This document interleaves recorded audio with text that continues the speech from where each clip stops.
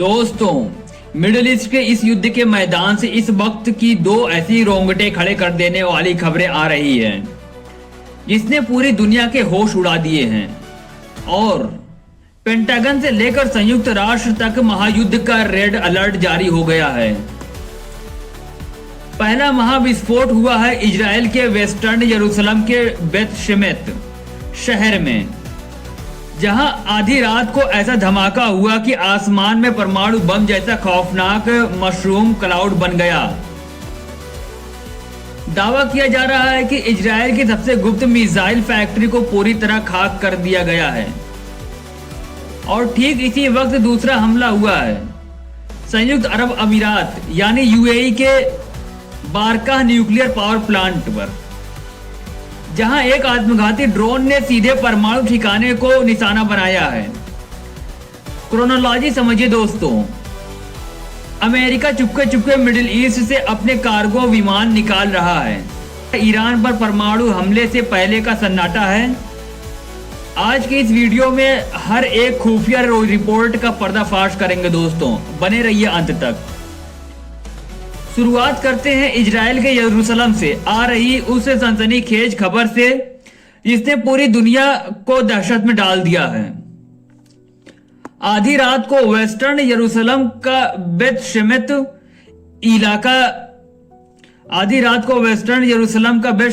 इलाका एक जोरदार और रहस्यमय धमाके से दहल उठा।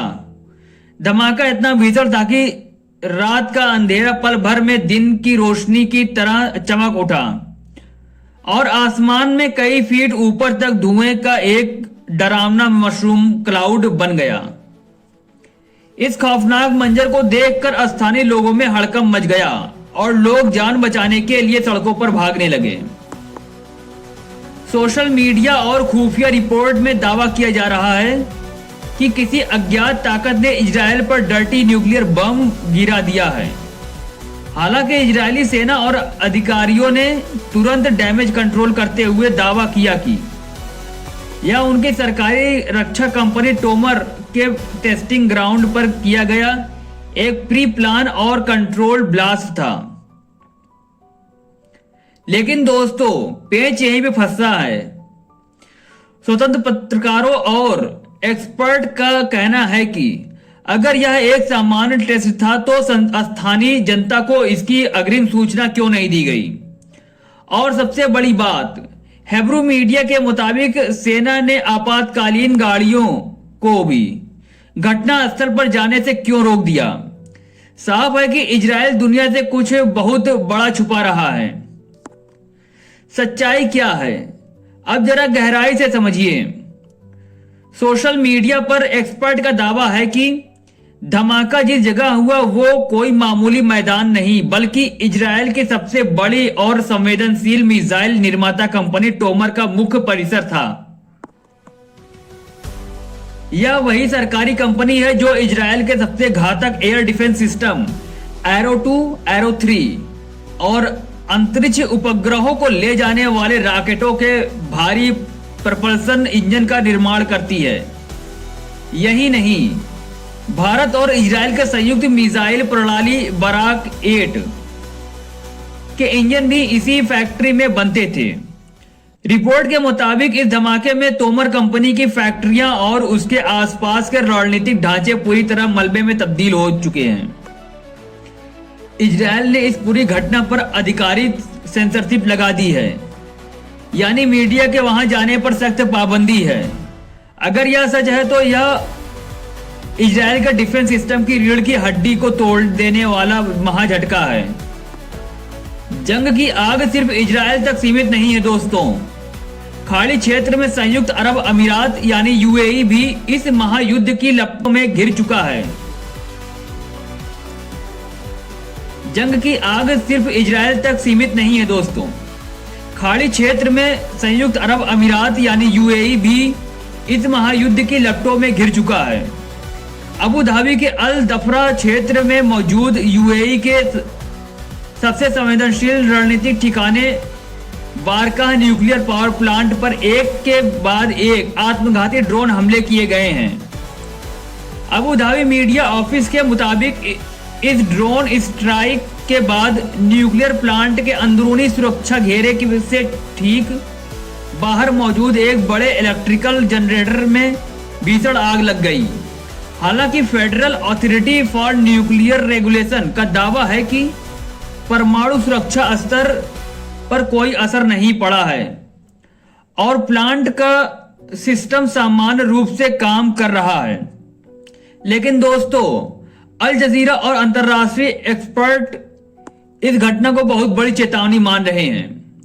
बारका न्यूक्लियर प्लांट कोई आम बिजली घर नहीं है। यह पूरी अरब दुनिया का पहला कमर्शियल परमाणु संयंत्र है जो अकेले यूएई की 25% बिजली की जरूरतों को पूरा करता है। ईरान ने पहले ही चेतावनी दी थी कि अगर अमेरिका या इजराइल ने उनके पावर प्लांट को छुआ तो वो खाड़ी के देशों के ऊर्जा ढांचों को राख बना देगा। क्या यह हमला उसी ईरान की साइलेंट वॉर का हिस्सा है? इसी बीच युद्ध के मैदान से एक ऐसा पैटर्न सामने आया है जो रोंगटे खड़े कर देने वाला है। खुफिया रिपोर्ट और सोशल मीडिया पर एविएशन एक्सपर्ट ने दावा किया है कि अमेरिकी सेना के भारी कार्गो विमान चुपचाप मिडिल ईस्ट का इलाका छोड़कर वापस अमेरिका लौट रहे हैं। पिछले कई दशकों का इतिहास गवाह है कि जब भी अमेरिका किसी देश पर पहला बड़ा हमला करता है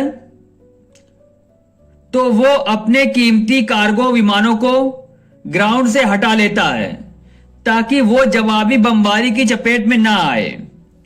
क्या अगले 48 घंटे में ईरान पर महा हमला होने वाला है? क्योंकि ईरान की मिसाइल और ड्रोन सेना भी इस वक्त हाई अलर्ट पर है। उधर दक्षिण लेबनान में हिजबुल्लाह ने इजराइल की नाक में दम कर रखा है। हिजबुल्लाह ने इजरायली सैनिकों के ठिकानों पर दर्जनों भारी मिसाइलें और एफपीवी ड्रोन दागे हैं। ताजा हमले में इजरायली सेना के गोलानी ब्रिगेड की बरामी बटालियन के एक बड़े अधिकारी समेत 2 इजरायली सैनिक जहन्नुम पहुंच चुके हैं और उनकी सैन्य गाड़ियां धुएं का गुबार बन चुकी है।